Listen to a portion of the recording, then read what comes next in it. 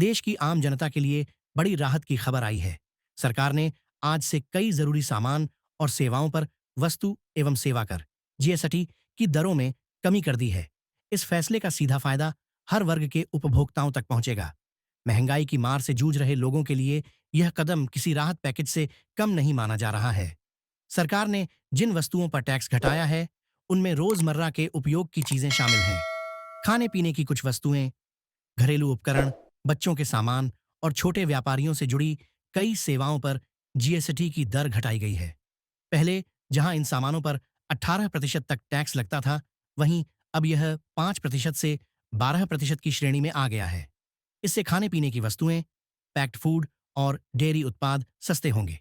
इसके अलावा छोटे इलेक्ट्रॉनिक गैजेट्स और रसोई में काम आने वाले उपकरणों पर भी अब उपभोक्ताओं को कम दाम चुकाना होगा।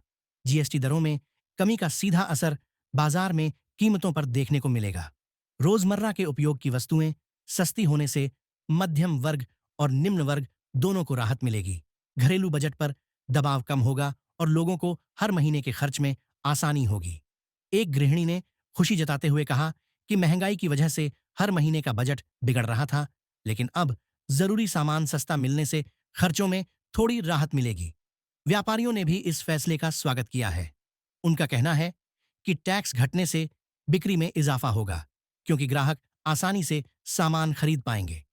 उद्योग जगत का मानना है कि इससे मांग बढ़ेगी और बाजार में नई ऊर्जा आएगी।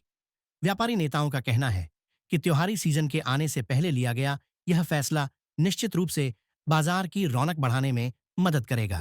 विशेषज्ञों का मानना है कि सरकार का यह कदम न सिर्फ आर्थिक सुधारों की दिशा में है, बल्कि यह जनता को सीधा संदेश देने वाला भी है कि वह महंगाई से निपटने के लिए ठोस प्रयास कर रही है। खासकर आने वाले चुनावी माहौल में इसे एक बड़ा राजनीतिक कदम भी माना जा रहा है। कुल मिलाकर जीएसटी दरों में की गई यह कटौती आम जनता के लिए राहत भरी खबर है। महंगाई की आग से परेशान लोगों को अब जरूरी सामान और सेवाओं में थोड़ी सस्ती कीमत देखने को मिलेगी। सरकार का यह कदम आने वाले समय में अर्थव्यवस्था और जनता दोनों के लिए सकारात्मक असर डाल सकता है।